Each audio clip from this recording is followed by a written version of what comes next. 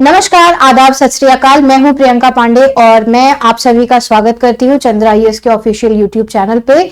So I am your faculty of English and today we are going to practise certain vocab questions which are based on the latest pattern because your PET exams are approaching. There are several examinations which are in the line, so we are going to practice a lot of vocabularies.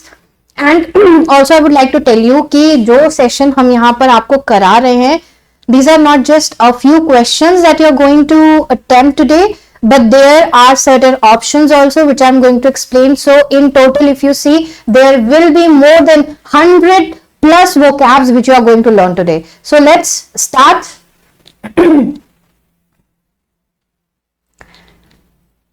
This is the class second. By the way, I am starting it with the 31st question because 1 to 30 question we have we are already done with such questions. Yesterday I completed the 30 question, first 30 questions. Now we are starting with the 31st question which says line at which the earth or sea and sky seems to meet. कह रहा है कि एक ऐसी line, आपने देखा होगा ना गोवा में लोग चिल करने जाते हैं ना, पौंडीचेरी में चिल करने जाते हैं, तो you might have seen that particular kind of scenery जहां पर आपको लगता है कि स्काई और सी आपस में मिल रहा है, ज्वाइन कर रहा है। तो ऐसी लाइन को, ये लाइन क्या होती है? इट इज अ सुपरस्टिशियस और you can say it is a fictitious line, imaginary line होती है, राइट? उसको क्या कहेंगे? जिंद कहेंगे, बॉर्डर कहेंगे, फ्रिंज कहेंगे या होराइजन कहेंगे? क्या कहेंगे? तो अगर हम बात करें जिंद का मतलब क्या होता है, तो जिंद का मतलब होता है पीक पॉइंट। ठीक है, इसको पीक पॉइंट भी कहते हैं या क्राउनिंग पॉइंट भी कहते हैं। Just a second. ठीक है, क्राउन भाई ताज से याद रखो, क्राउन जो होती है वो सर पे पहना जाता है। सर क्या होता है? हेड क्या होता है? हमारी बॉडी का सबसे टॉप मोस्ट पार्ट होता है, राइट? तो जो टॉप मतलब होता है, जो कन्फाइनमेंट होता है, जैसे इंडिया का बॉर्डर आपने देखा होगा, इंडिया कितनी कंट्रीज के साथ अपना बॉर्डर शेयर करता है, तो मतलब हम कह सकते हैं आउटर लाइन, है ना? Outer line of a territory, एक टेरिटरी की जो आउटर लाइन होती है उसको बॉर्डर कहते हैं। फ्रिंज क्या होता है? आजकल बड़ा इंटरेस्टिंग वर्ड है, लड़कियों स्पेशली पोचू वाली साड़ी पहनते हो ना, है ना? आजकल लड़कियों की जो साड़ी आती है उसके नीचे एक रंग बिरंगे अतरंगे वो क्या कहते हैं, कॉटन बॉल्स वगैरह लगे होते हैं ना, तो उसको कहते हैं फ्रिंज। गोटा, जिसको हम हिंदी में कहते हैं गोटा, है ना? तो गोटा वाला जो कपड़ा होता है, लास्ट में जो गोटे का बॉर्डर होता है, गोटे का बॉर्डर जो होता है उसको कहते हैं। ठीक है, अब ये गोटा फूल का भी हो सकता है, बॉर्डर जो होता है वो गोटे का हो सकता है, lot of materials you can use by the way. तो होराइजन जो है that is the right answer, where the line at which it seems the sky and the sun they both are meeting. ठीक, चलिए अगले question पे चलते हैं। Next question, one who loves all and sundry. All and sundry that is an idiom. ये एक प्रकार का इडियम है बेटा, जिसका मीनिंग होता है ऑल, एवरीवन। ठीक है, ऑल या एवरीवन। ऑल एंड सन्ड्री का मतलब होता है एवरीवन। तो कह रहा है कि एक ऐसा व्यक्ति जो हर इंसान को प्यार करता है उसको क्या कहते हैं? ऑप्टिमिस्टिक। अगर ऑप्शन में हम देखें, ऑप्टिमिस्टिक का मतलब क्या होता है? आशावादी, यानी कि जो पॉजिटिव नेचर का पर्सन होता है, जिसका नेचर कैसा होता है? पॉजिटिव होता है, जो होपफुल होता है। ऑप्टिमिस्टिक मतलब होपफुल है ना? बंदा जो है निराश नहीं होता है, होपफुल है चीजों को लेकर कि हाँ ऐसा हो सकता है, नेगेटिविटी नहीं है उसके अंदर, दैट इज ऑप्टिमिस्टिक। लेकिन हमसे क्वेश्चन में क्या पूछा है? One who loves all and sundry. तो ऑप्टिमिस्टिक पर्सन तो अपनी सिचुएशन को लेकर पॉजिटिव है, तो दोनों चीजें एक दूसरे से मैच नहीं करती हैं।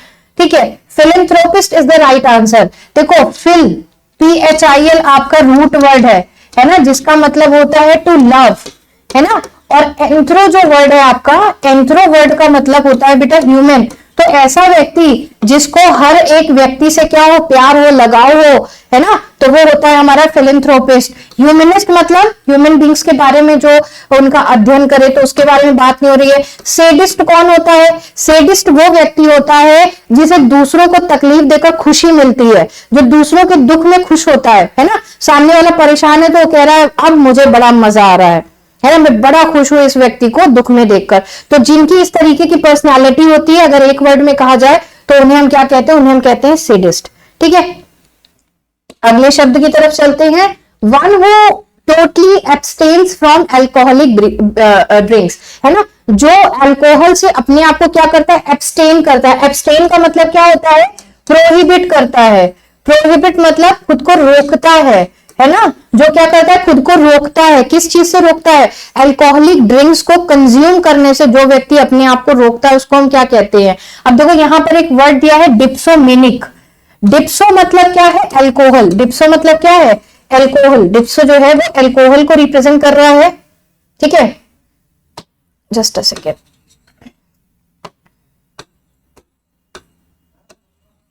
डिप्सो जो है it is representing alcohol and mania. Mania जो है वो आपका एक स्पेशल इंक्लिनेशन, जिसको पागलपन भी कह सकते हैं, है ना, स्पेशल इंक्लिनेशन, किसी भी चीज के प्रति आपका एक अलग सा झुकाव है ना। और फोबिया का मतलब क्या होता है, फोबिया मतलब फियर होता है। फोबिया मतलब क्या होता है, फियर होता है। तो ये सब कुछ रूट वर्ड्स हैं विच यू मस्ट नो, ठीक है।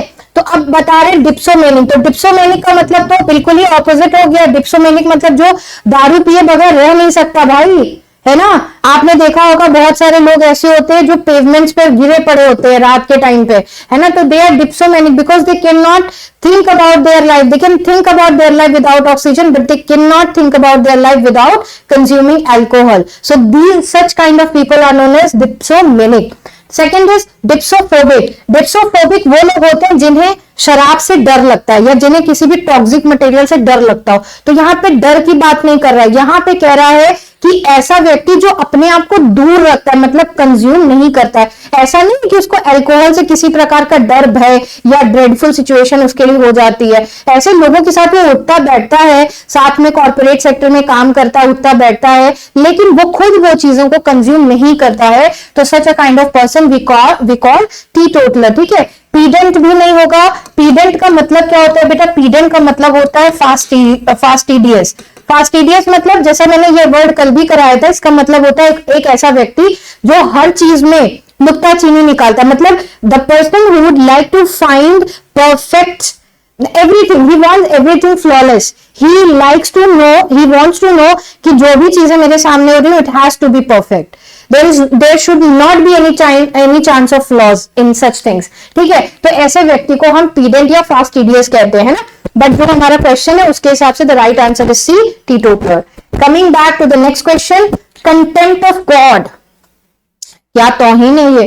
कंटेम्प्ट ऑफ गॉड का मतलब होता है एक ऐसा व्यक्ति जो ईश्वर के खिलाफ, है ना, या सैक्रेड चीजों के खिलाफ, बाइबल है, गीता है, हमारी होली बुक्स हैं, जो भी रिलीजियस बिलीफ है ना, उनके खिलाफ कोई भी व्यक्ति क्या करता है, गलत बात बोलता है, गलत चीजें बोलता है, उल्टी सीधी बात करता है ना। प्रोफेनिटी, कंटेम्प्ट मतलब क्या होता है, प्रोफेनिटी, है ना। प्रोफेनिटी मतलब होता है कि जब हम ऑफेंसिव चीजें बोलते हैं, ऑफेंसिव, है ना, ऑफेंसिव कह सकते हो, या फिर आप कह सकते हो एक तरीके से गलत, है ना। कॉमेंट्स आर रियली डेरोगेटरी कह सकते हो उसको, डिट्रैक्टर करना, ठीक है। तो यहाँ पर हमारे सामने जो चार ऑप्शंस लिखे वो है एथिज्म। एथिज्म का मतलब क्या होता है, एथिस्ट से ही, एथिस्ट मतलब जो ईश्वर में विश्वास नहीं रखता, और उस अध्ययन को हम क्या कहते हैं, एथिज्म कहते हैं। तो एथिज्म जो है वो एक ऐसी प्रैक्टिस है जिसमें क्या होता है, सामने वाला ईश्वर पर विश्वास ही नहीं करता है, ठीक है। नास्तिक होना, है ना, a person does not believe in God, ठीक है। एक व्यक्ति जो है वो भगवान पर भरोसा ही नहीं करता है कि भगवान एग्जिस्ट करते हैं ना, तो वो होता है आपका एथिज्म। तो ये नहीं होगा, ठीक है। निहिलिज्म क्या होता है ये भी समझ लीजिए। निहिलिज्म का मतलब होता है कि ईश्वर नहीं है ना। ईश्वर के या रिलीजियस जो भी हमारी एक्टिविटीज हैं, अगेन सिमिलर टू एथिज्म है कि हमारे जो निहिलिज्म होते हैं ये भी भगवान की एग्जिस्टेंस को क्वेश्चन करते हैं, ये बिलीव नहीं करते हैं, ठीक है। इसका जो राइट आंसर है वो हमारा है part C, that is blasphemy, ठीक है।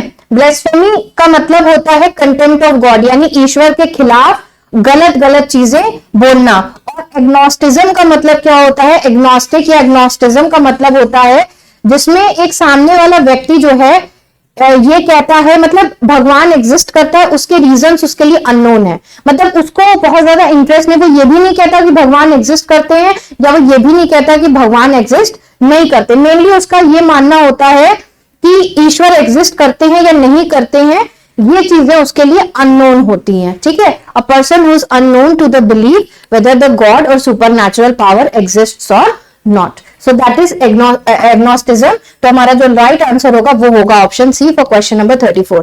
Now coming back to the next question, member of a band of robbers, है ना, गैंग ऑफ रॉबर्स या बैंड ऑफ रॉबर्स की बात करें तो कह रहा है कि ऐसे जो बैंड ऑफ रॉबर्स होते हैं, है ना, उनको क्या कहेंगे, हैकर्स कहेंगे, पायरेट कहेंगे, प्लेगरिस्ट कहेंगे या ब्रिगेड कहेंगे, what do we call them.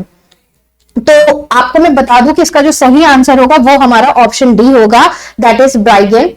Hackers जो होते हैं ये बेसिकली क्या करते हैं, साइबर अटैक करते हैं, साइबर अटैक, ठीक है। जैसे आपका फेसबुक, इंस्टाग्राम या फिर आपके जो सोशल मीडिया साइट्स होते हैं, जीमेल वगैरह के अकाउंट लोग क्या करते हैं, हैक कर लेते हैं, डिजिटल पेमेंट्स अकाउंट हैक कर लेते हैं, है ना। तो हैकर वो होते हैं साइबर अटैक करते हैं। पायरेट कौन होते हैं, है ना, इस नाम की तो एक पिक्चर भी है, उससे भी याद कर सकते हो, I think pirates of Caribbean ऐसी कोई पिक्चर का नाम आया था, exactly not recalling the name of that movie, but it was telling about कि जो लोग समुद्र वेसल होता है ना, जो शिप्स होती है उनपे जो चोरियां होती है ना, तो वो होते हैं पायरेट्स, यानी समुद्री लुटेरे। समुद्री लुटेरे जो होते हैं आपके, उनको कहते हैं पायरेट्स, ठीक। प्लेगरिस्ट कौन होते हैं, प्लेगरिस्ट वो होते हैं, इनको कहते हैं कंटेंट चोर, है ना। आजकल के टाइम में क्या है, लोग क्या करते हैं, कॉपी पेस्ट। आपको भी टीचर ने कोई असाइनमेंट दिया स्कूल में, कॉलेज में, आपने क्या किया, सीधे जाकर गूगल पे से कंटेंट उठाया, उसको लाकर पेस्ट करके प्रिंट आउट निकाल लिया, है ना। तो बच्चे आपको ये भी बता दो कि there are n number of plagiarism software which are available where you can free check the plagiarism, where you can freely check कि आपका कंटेंट प्लेगरिज्म का शिकार हुआ है या नहीं हुआ, यानी आपका कंटेंट कहीं और से कॉपीड है कि नहीं। प्लेगरिस्ट बेसिकली वो होते हैं जो क्लेम करते हैं, claim on others content, claim on others, वो भी कैसा कंटेंट, राइटिंग कंटेंट। बहुत ही कंट्रोवर्शियल रहा था हमारा, आई थिंक काई पोचे या 3 इडियट मूवी जब आई थी उस टाइम पे काफी कंट्रोवर्शियल रहा था उसका कंटेंट, है ना। वहां राइटर ने क्लेम कर दिया था कि ये तो मेरी बुक से लिया गया कंटेंट है, ठीक है। तो खैर, प्लेगरिज्म मतलब होता है कि जब कोई व्यक्ति क्लेम करता है कि ये कंटेंट मेरा है, जबकि वो दूसरे का कंटेंट चुराया हुआ होता है, ठीक है। उसके बाद जो ब्रिगेड है, that is the right answer for question number 35। Again coming back to the next question, that which can not be wrong, ऐसी कोई चीज जो गलत नहीं हो सकती।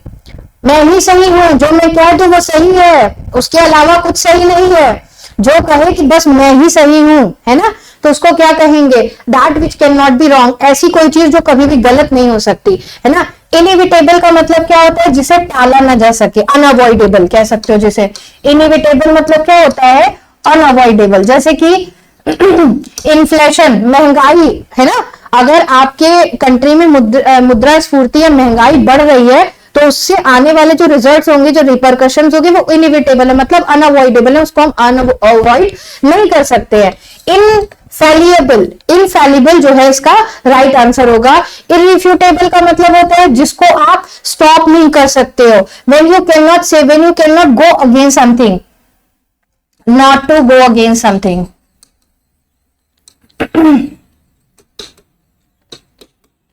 ठीक है, कोई भी चीज है उसके आप खिलाफ जाके खड़े नहीं हो सकते। इम्प्रोबेबल मतलब क्या होता है, इम्प्रोबेबल मतलब होता है जब किसी चीज की पॉसिबिलिटी नहीं है, समथिंग दैट इज इम्पॉसिबल, है ना। इम्प्रोबेबल मतलब क्या है, इम्पॉसिबल, ठीक है। नेक्स्ट क्वेश्चन, अ सॉन्ग संग एट अ बुरियल, ठीक है। कहने का मतलब है कि अगर,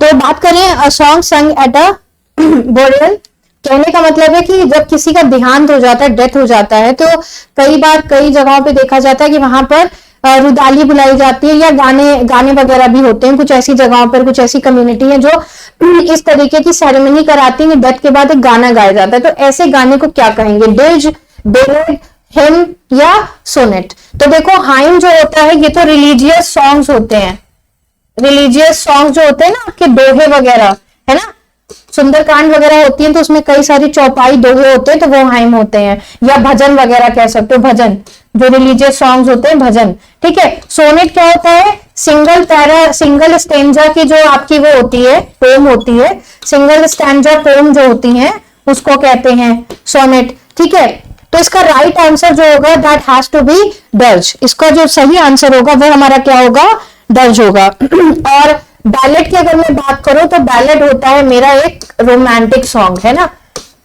ज्यादातर सैड किस्म का होता है तो बैलेड होता है वो। ठीक, अगले क्वेश्चन पर जाते हैं, बड़ा इंटरेस्टिंग क्वेश्चन है, पीरियड ऑफ 10 इयर्स। बहुत बच्चे इसमें कंफ्यूज होते हैं। ये क्वेश्चन आपका कई बार ईवीएस में भी आ जाता है या फिर आपका स्टैटिक जीके वगैरह जीएस में भी ये क्वेश्चन आ जाता है कई बार। ठीक है, तो इंग्लिश में भी आ सकता है, जीके जीएस में भी आ सकता है, but you must know a period of 10 years, 10 साल का जो एक समय होता है उस पर्टिकुलर ड्यूरेशन को हम क्या कहते हैं। मिलेनियम क्या होता है बेटा, मिलेनियम होता है 1000 ईयर्स का जो पीरियड होता है उसको मिलेनियम कहते हैं। सेंचुरी क्या होती है, century is equal to 100 year, 100 साल का जो पीरियड होता है उसको सेंचुरी कहते हैं। फोर्टनाइट क्या होता है, फोर्टनाइट होता है 14 डेज का पीरियड। ठीक है, और डिकेड होता है आपका 10 इयर्स का पीरियड। 10 साल के पीरियड को डिकेड कहते हैं, 100 साल के पीरियड को सेंचुरी कहते हैं, 1000 साल के पीरियड को मिलेनियम कहते हैं, और फोर्टनाइट जो होता है वो आपका 14 डेज का पीरियड होता है। Coming back to next question, one who leaves his own country to settle in another, एक ऐसा व्यक्ति जो अपनी कंट्री छोड़ता है, किस कारण से छोड़ता है, एक व्यक्ति जो अपनी कंट्री छोड़ता है किसी दूसरी कंट्री में सेटल होने के लिए, वहां पे कमाता है, वहां पे जाकर अपनी फैमिली को सेट करता है। ठीक है, उस कंपनी के कहीं ना कहीं जीडीपी में या नेशनल इनकम में अपना कंट्रीब्यूशन देता है। तो ऐसे व्यक्ति को जो अपना देश छोड़कर किसी दूसरे देश जाता है, जैसे इंडिया से बहुत सारे लोग हैं जो ब्रेन ड्रेन के शिकार होते हैं, बड़ी बड़ी जो डेवलप्ड नेशंस हैं जैसे यूएस है, यूके है, वहां पर जाकर वो सेटल हो जाते हैं। तो ऐसे व्यक्ति को बेटा हम इमिग्रेंट्स कहते हैं, ये ध्यान रखना। एक व्यक्ति जो आप क्या मतलब जो दूसरा देश छोड़कर आपके देश आया है, a person who leaves his country to come your country to settle या for settlement। ठीक है, एक व्यक्ति जो किसी दूसरी कंट्री को छोड़कर आपकी कंट्री में आया है, तो बेटा एक चीज का ध्यान रख लो, ऐसे व्यक्ति को हम इमिग्रेंट कहते हैं। क्या बोलते हैं, इमिग्रेंट, वो आई से शुरू होता है। और इमिग्रेंट, EMIGRANT वाला इमिग्रेंट का मतलब होता है कोई ऐसा व्यक्ति जो आपका देश छोड़कर दूसरे देश जा रहा है सेटलमेंट के लिए। ठीक है, अब बात करते हैं फॉरेनर की।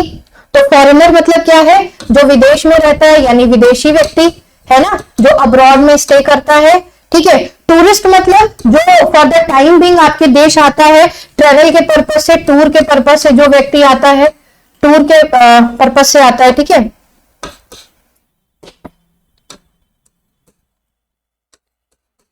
उसका पर्पस क्या होता है, टूरिज्म, तो वो हो गया आपका टूरिस्ट। ठीक है, उसके बाद आते हैं नोमैड। अच्छा, टूरिस्ट जो हो सकता है वो आपका डोमेस्टिक भी हो सकता है, इंटरनेशनल भी हो सकता है, मतलब विद इन द कंट्री भी हो सकता है, आउटसाइड द कंट्री भी हो सकता है टूरिस्ट। नोमैड मतलब क्या होता है, people who travel from one place to another place, one place to another place. ठीक है, एक मतलब लोग जो एक प्लेस से दूसरी प्लेस जो है ट्रेवल करते हैं, लेकिन एक जो सबसे बड़ा डिफरेंस है वो क्या है, इनके पास कोई पर्पस नहीं होता है, with no purpose, with no purpose. ठीक है, जब व्यक्ति के पास कोई पर्पस नहीं और वो एक कंट्री से दूसरी कंट्री, दूसरी से तीसरी कंट्री जा रहा है, तो ऐसे लोगों को हम नोमैड कहते हैं। तो फॉरेनर, टूरिस्ट, नोमैड और इमिग्रेंट में से जो राइट आंसर होगा वो इमिग्रेंट होगा। Question number 40, open refusal to obey orders, खुली चेतावनी देना, जाओ मैं तुम्हारी बात नहीं मानता, जाओ मैडम जी आप करा लो 120 क्वेश्चन, मैं एक भी क्वेश्चन नहीं करूंगा, मतलब बोल्डली डिसोबे करना। ठीक है, किसी भी चीज को बोल्डली डिसोबे करने का जो राइट आंसर होता है वो क्या होता है, डिफायंस। ठीक है, when you boldly disobey something, है ना, तो that is defiance. Compliance, obedience और एडहेरेंस, ये तीनों क्या है बेटा, ये तीनों क्या है, सिनोनिम है, आपस में क्या है, ये तीनों सिनोनिम है। डिफायंस जो होता है वो बोल्डली डिसोबे करना, और इन तीनों का मीनिंग होता है कि किसी चीज को अग्री करना, है ना। अडेयर मतलब कहते हैं फॉलो करना, फॉलो अ रूल और अ प्रोटोकॉल, किसी रूल या प्रोटोकॉल को फॉलो करना तो उसको कहते हैं कंप्लायंस, बोलते हैं कंप्लायंस मैनेजमेंट। ठीक है, नेक्स्ट आते हैं commencement of words with the same letter. Commencement का मतलब होता है स्टार्ट। ठीक है, तो कह रहा है कि जब हमारे कोई भी sentence same word same letters, कोई भी सेंटेंस जो है उसके जितने भी वर्ड्स हैं वो सारे क्या है, सेम लेटर से स्टार्ट हो रहे हैं। जैसे हमने कहा कि Sita is smart and spunky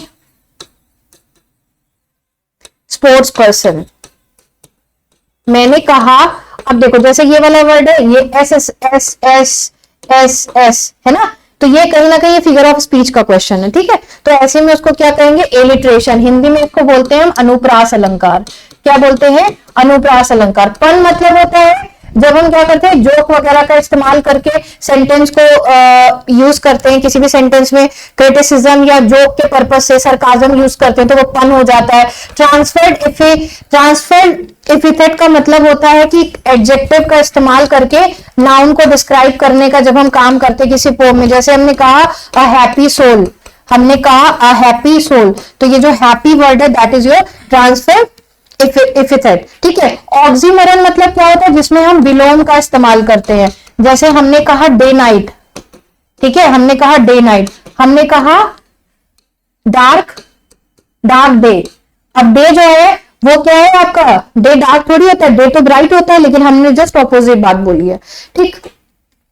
to have a strong emotional effect on, एक ऐसा व्यक्ति जो क्या है, जिसके ऊपर बहुत ज्यादा स्ट्रांगली कोई भी चीज हो, उसका इंपैक्ट उसके इमोशंस पे बहुत ही ज्यादा स्ट्रांग हो, तो ऐसे व्यक्ति को क्या बोलते हैं, to smother, to yield, to overwhelm या टू फोरफिट। तो जो राइट आंसर होगा वो क्या होगा, ओवरवेल्म। बहुत बार आपने सुना होगा लोग अपनी स्पीच में भी कहते हैं I am thrilled, I am excited, I am overwhelmed that my eyes is full of tears. मैं इतना ज्यादा खुश हूं, मैं इमोशनली इतना ज्यादा कनेक्टेड फील कर रहा हूं कि मेरी आंखों से आंसू निकल रहे हैं ना। तो ओवरवेल्म का मतलब होता है। यील्ड मतलब प्रोड्यूस करना, स्मूदर मतलब किसी भी चीज को बहुत ज्यादा फ्रिक्शनलेस बनाना, और फोरफिट का मतलब होता है कि किसी भी चीज को कहते हैं कि फोरफिट कर देना, है ना, हटा देना, ठीक है।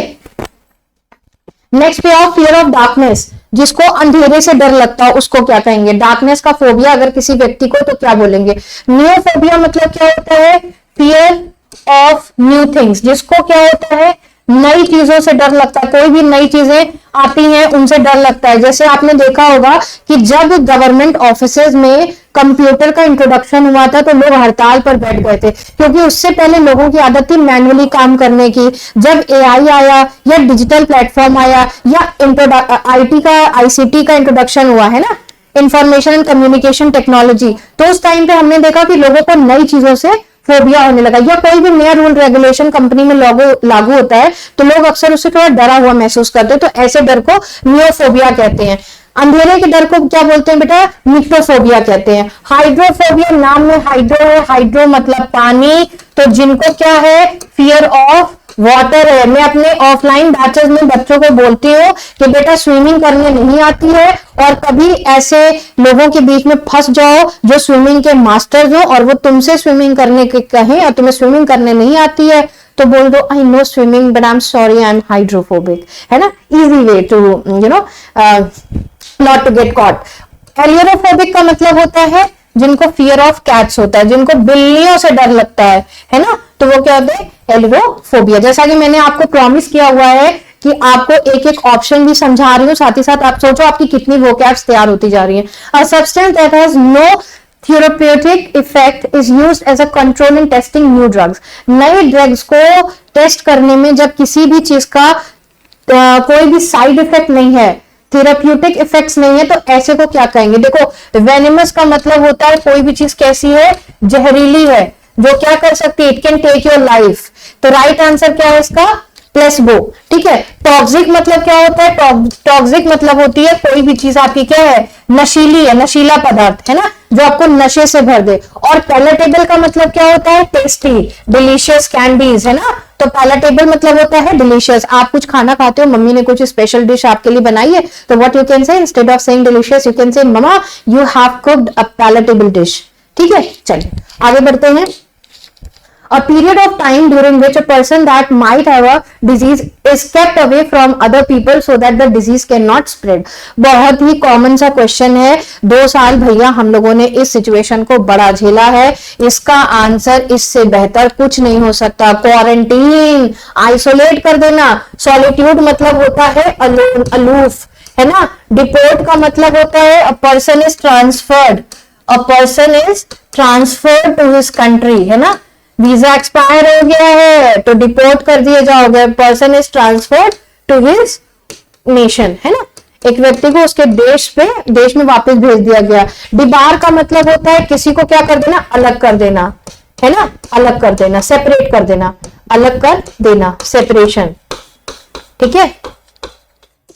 जैसे आप लोगों ने अपने एडमिट कार्ड में देखा होगा, लिखा होता है इफ एनी स्टूडेंट और if any aspirant is found with the calculator और electronic gadget he can be debarred from the examination. मतलब उसको एग्जाम से हटाया जा सकता है, सेपरेट किया जा सकता है, निकाला जा सकता है।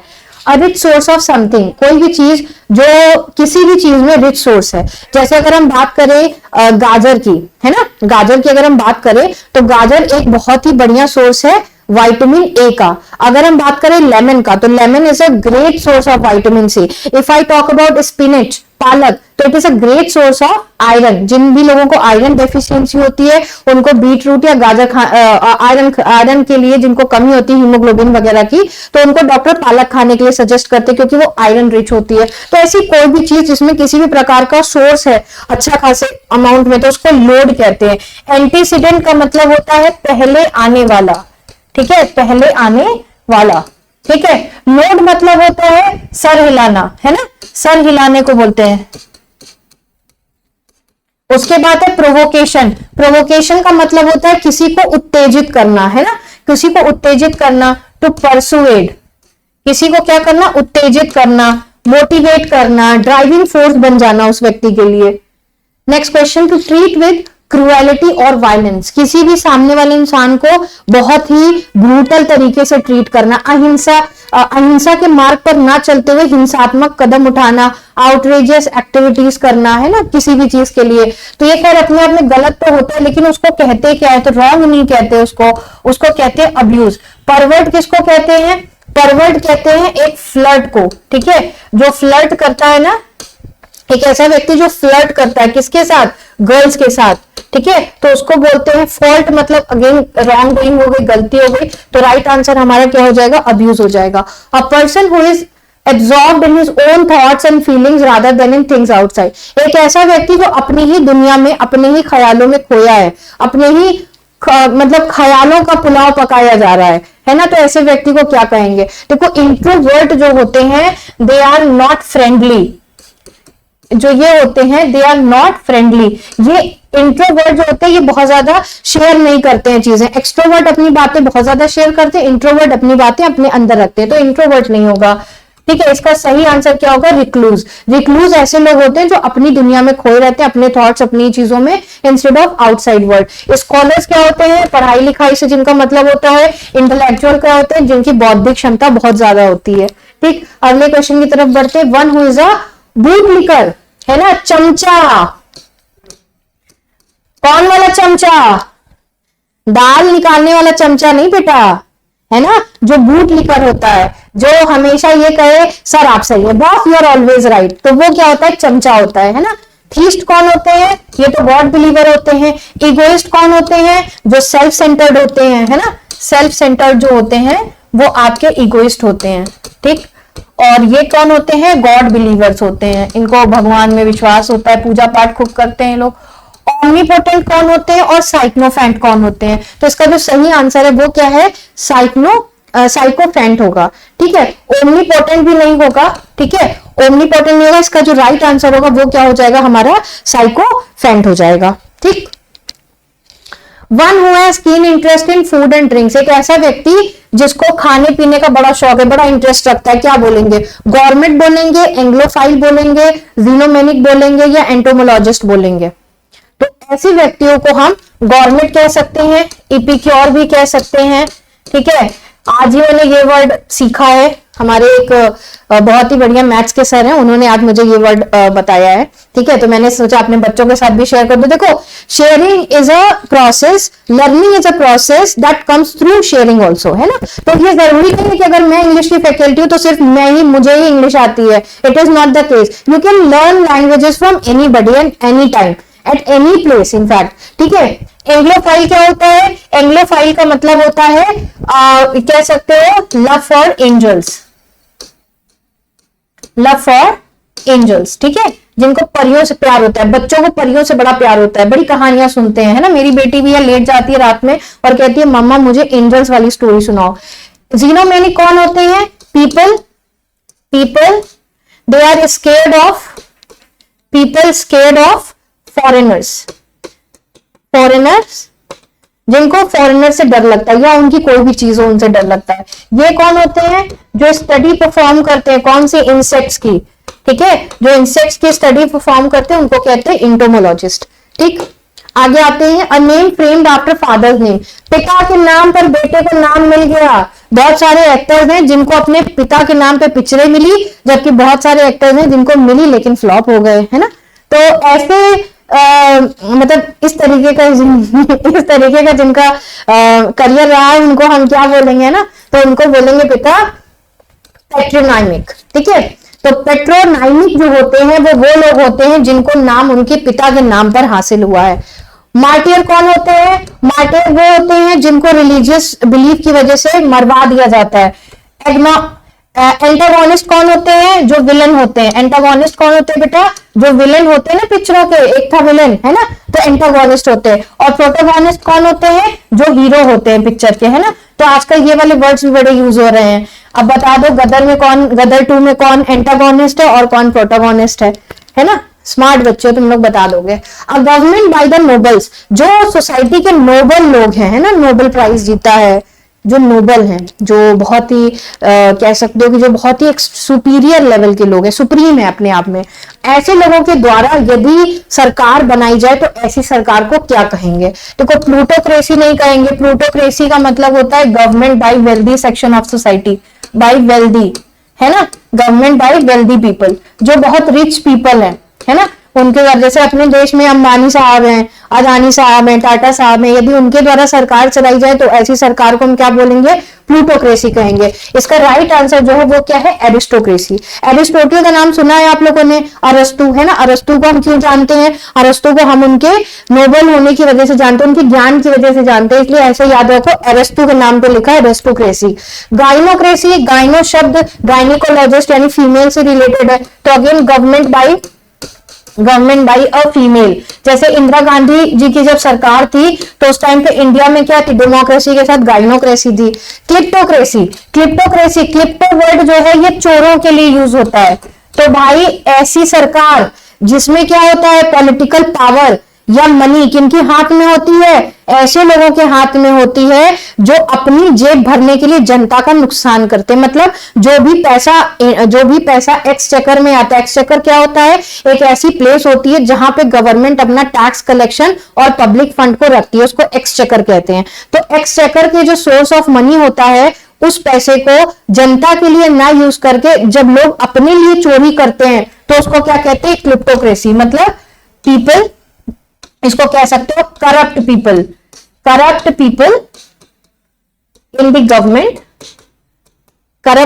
In the government using publics fund and power. ठीक है, ऐसे लोग जो पब्लिक का फंड अपने खुद के पर्सनल यूज के लिए करें, क्लिप्टोक्रेसी है।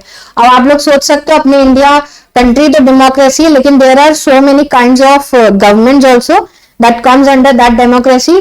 ठीक है, चलिए। Life story of a person, एक व्यक्ति की लाइफ स्टोरी को क्या कहेंगे? एक्सटेम्पोर कहेंगे, मिसोजिनिस्ट कहेंगे, बायोग्राफी कहेंगे या ग्रेटेस्ट कहेंगे? तो उसको क्या कहेंगे बेटा? बायोग्राफी कहेंगे।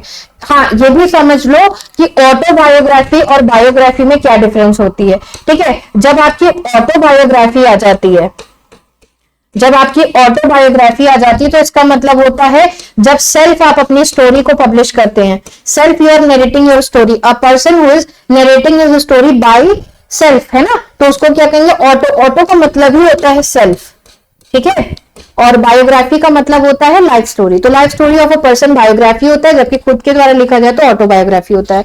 एंड एब्सोल्युटली क्लियर स्टेटमेंट, एक ऐसा स्टेटमेंट जो बिल्कुल क्लियर है, और क्लियर स्टेटमेंट ही क्या होता है, ट्रस्ट वर्दी होता है ना, ट्रस्ट वर्दी होता है कौन, अ क्लियर स्टेटमेंट। इसलिए हमारा जो आंसर होगा वो क्या हो जाएगा, क्रेड्यूलस। क्रेड्यूलस मतलब जिस पर हम विश्वास कर सकते हैं, एक्सप्लिसिट नहीं होगा, एक्सप्लिसिट होना चाहिए था एक्चुअली इसको, ठीक है, इलिसियर भी नहीं होगा, इनविजिबल भी नहीं होगा, these are not the right option. A person who is skilled in the science that treats of the life animals and plants, एक ऐसा व्यक्ति जो इतना स्किल्ड है कि वो पौधों पर और जानवरों पर उनका अध्ययन कर सके, उसको क्या कहेंगे, जूलॉजिस्ट कहेंगे, बायोलॉजिस्ट कहेंगे, बॉटनिस्ट कहेंगे, या पोलीगेमी कहेंगे। पहली बात, पोलीगेमी को तो सीधे सीधे रूल ऑफ एलिमिनेशन लगाते हुए निकाल दो। पोली का मतलब होता है मैनी, और गेमी मतलब होता है मैरिज, ठीक है। तो पोलीगेमी का मतलब क्या होता है, जिस व्यक्ति ने बहुत सारी शादियां की हो, एक दो तीन नहीं, कम से कम हजारों शादियां की हो, है ना, तो पोलीगेमी उसको कहेंगे। बॉटनिस्ट कौन होता है, जो प्लांट्स की स्टडी करता है ना, और बायोलॉजिस्ट कौन होता है, जो दोनों की स्टडी करता है, प्लांट प्लस एनिमल, ठीक है। तो राइट आंसर हमारा यहीं पर मिल गया हमको, ऑप्शन बी। जूलॉजिस्ट कौन होते हैं, जो सिर्फ एनिमल्स के बारे में पढ़ते हैं। भाई जू में जब जाते हो, जू में, तो जू मेनली किसके लिए जाते हो, एनिमल्स के लिए जाते हो ना, तो जो एनिमल्स की पढ़ाई करे वो जूलॉजिस्ट है, ठीक है। Next, a place used for mixing medicine, एक ऐसा प्लेस जहां पर मेडिसिन की मिलावट होती है, तो उसको हम क्या कहते हैं, डिस्पेंसरी कहते हैं। क्या कहते हैं हम उसको, डिस्पेंसरी कहते हैं, ठीक है। और इनविजिबल का मतलब क्या होता है, जो देखने योग्य नहीं है।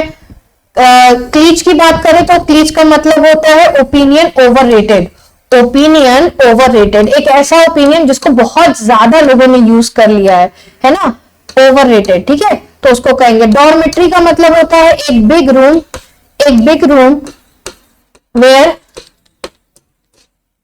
Large number of beds are kept, जहां पे बहुत ज्यादा तादाद में बेड्स रखे जाते हैं, 100,000 की तादाद में भी कभी कभी रखे जाते हैं। जब आपको याद होगा कोविड आया था तो उस टाइम पे डॉर्मेट्री का कॉन्सेप्ट आया था। पेशेंट्स, एक रूम बड़ा सा होता था, उसमें 100, 150, 200 पेशेंट्स रख दिए जाते थे। That was a concept of dormitory. An animal which Yeats flash, एक ऐसा एनिमल जो मांसाहारी हो, है ना, क्या बोलेंगे, टी टोटलर अभी हमने पढ़ा था, जो अल्कोहल ना ले।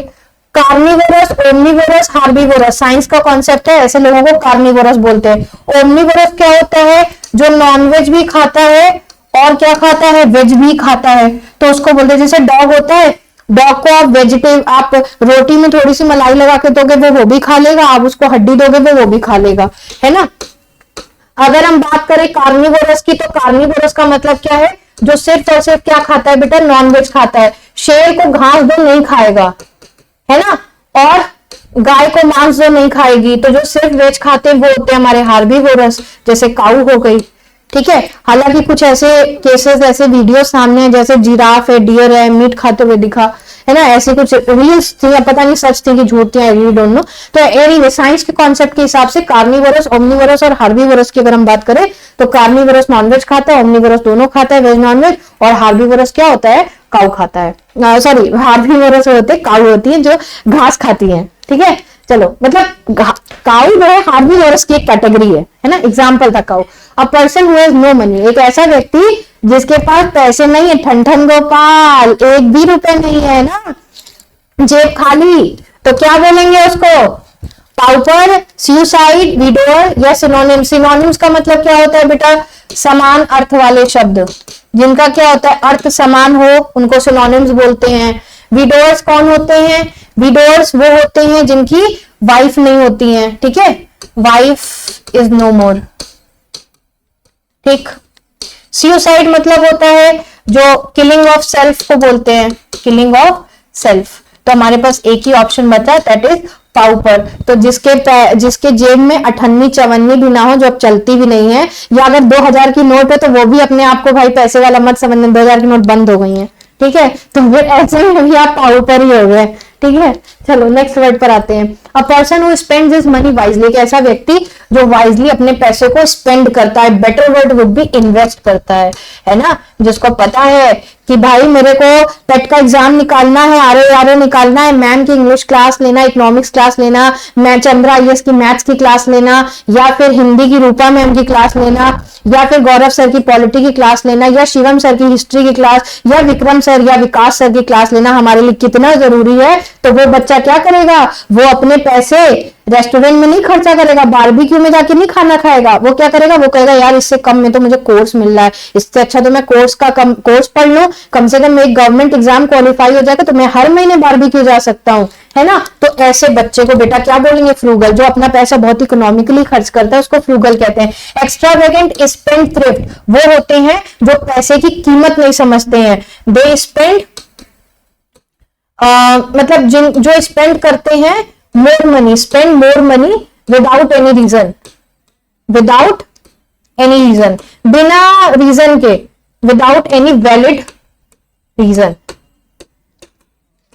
है ना। हमारे लखनऊ में नवाबों शहर कहा जाता है, यहाँ एक चटोरी गली है 1090, है ना। तो बच्चे क्या करते हैं, कहते हैं कि अरे आज मेरी मम्मी ने, मेरे पापा ने आज मुझे पॉकेट मनी दी है, क्या करें, हेलो हाँ आज चटोरी गली चलते हैं, 1000-1500 फूक के आते हैं, है ना। तो वो कौन होंगे, वो या तो एक्स्ट्रावेगेंट होंगे या तो स्पेंड थ्रिफ्ट होंगे। अब भाई माइजर भी मत बनो, माइजर मतलब होता है कंजूस, मक्खी चूस। तो कंजूस भी नहीं बनने का है अपन को।